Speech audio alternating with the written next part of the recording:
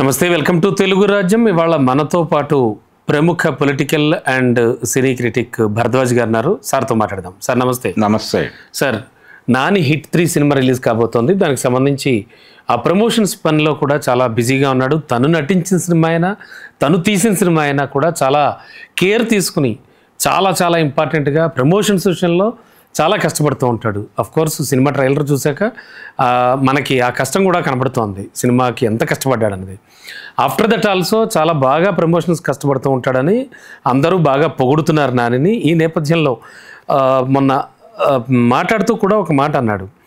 ఖచ్చితంగా అంటే ఇవి ఆయన అన్న మాటని మనం డిఫరెంట్ వేస్లో కూడా అర్థం చేసుకోవచ్చు. బట్ నాని అన్నది ఏంటంటే, సినిమాకి ప్రేక్షకుడు థియేటర్కి రావాలి, వచ్చి చూడాలి అంటే ఖచ్చితంగా మేకర్సే జాగ్రత్త వహించి ఫిల్మ్స్ తీయాలి. మన చేతుల్లోనే ఉంది, మనమే మంచి సినిమాలు అందించాలి, అందుకే ప్రేక్షకుడు థియేటర్కి రావట్లేదు అన్నట్టు మాట్లాడాడు ఆయన. సో దీన్ని ఎలా తీసుకోవాలి అంటే, తను అన్న దాంట్లో చాలా వరకు నిజం ఉండి ఉండొచ్చు. బట్ ఈ ప్రస్తుత పరిస్థితిలో జరుగుతున్నది ఏంటి అంటే, కోర్టు అనే సినిమా సక్సెస్ ఇచ్చింది. అవునండి. ఆ సక్సెస్ దీనిలో మాట్లాడాడు ఆయన, ఆ కాన్ఫిడెన్స్లో మాట్లాడాడు. అంటే మంచి కంటెంట్ ఇస్తే, ఇంట్రెస్టింగ్ కంటెంట్ మనం డెలివర్ చేయగలిగితే ఎందుకు రారు, జనాలు థియేటర్లకు వస్తారు అనడానికి ఉదాహరణ ఉంది నా దగ్గర అని చెప్తున్నాడు ఆయన. అయితే ఆ మాటలో కొంత వాస్తవం ఉంది, కానీ దాంతోపాటు లీకేజీలు చూసుకోవాల్సినటువంటి అవసరం కూడా ఖచ్చితంగా ఉంది. అంటే కంటెంట్ అవైలబిలిటీ బయట పెరుగుతోంది ఇంటర్నెట్ ప్లాట్ఫామ్స్లో. ఓటీటీ వచ్చాక ఓటీటీ కంటే కూడా, ఓటీటీ అనేది డేంజర్ కాదు సినిమాకి. ఓటీటీ అసలు కాదంటారా? ఓటీటీ అనే దానికి సినిమా అంటే థియేటర్ బిజినెస్కి దానికి కాన్ఫ్లిక్ట్ లేదు.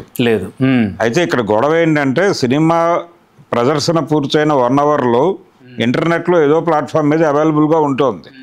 అది ఐబొమ్మ అనండి, మరొకటి అనండి, ఏదైనా కానీ. అందుకని అక్కడ లీకేజీ గనక కంట్రోల్ చేసుకోగలిగితే థియేటర్ల దగ్గరికి జనాలు రావడానికి ఎక్కువ అవకాశం ఉంటుంది.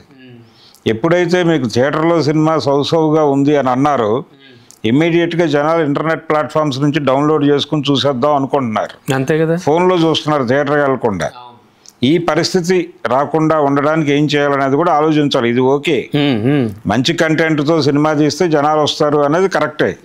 అదే ఆయన ఎక్స్పీరియన్స్ చేశాడు కోర్టు సినిమా నుంచి. ఆ కాన్ఫిడెన్స్లో ఉన్నాడు, ఆ కాన్ఫిడెన్సే మాట్లాడించింది. కానీ ఏ ప్రొడ్యూసర్, ఏ డైరెక్టర్ మాది మంచి సినిమా కాదు, మేము ఏదో తీసేస్తున్నాం అనుకుని ఎవడైనా తీస్తారంటే తీడిగా అక్కడే గొడవ. అంటే ఇప్పుడు నేను తీసే సినిమా నాకు గొప్ప సార్, నా స్టోరీ నాకు గొప్ప, నేను భరద్వాజ్ గారిని డైరెక్టర్గా పెట్టుకున్నాను, నేను మంచి కథ డెలివరీ చేస్తున్నాను, అలా అనుకునే కదా తీస్తాను. అది ఫైనల్గా అదేదో పాతాళ భైరవిలో డైలాగ్ లాగా ఏమనుకోవచ్చు దానికి. అంటే జనం చూడాలి, జనం చూసిందే సినిమా. జనం చూడండి మీరు గొప్ప సినిమా అని చెప్పుకున్నా కానీ అది అనవసరం. అందుకని ఇవన్నీ కాదు, జనం మెచ్చే సినిమానే గొప్ప సినిమా అని అనుకోక తప్పని పరిస్థితి అయితే ఉంది. గతం కంటే ఇప్పుడు ఇంకా పెరిగింది ఆ నీడ్. మరి అతడు లాంటి సినిమాని ఎలా అర్థం చేసుకోవాలండి? రిలీజ్ అయినప్పుడు అట్టర్ ఫ్లాప్ సినిమా, మీకు తెలియదు కాదు, కలేజా ఒకటి. సో వీటిని ఇప్పుడు టీవీలో అతడు అనే సినిమా అది థియేటర్కల్గా కూడా మంచి వసూళ్ళే రాబట్టిందండి.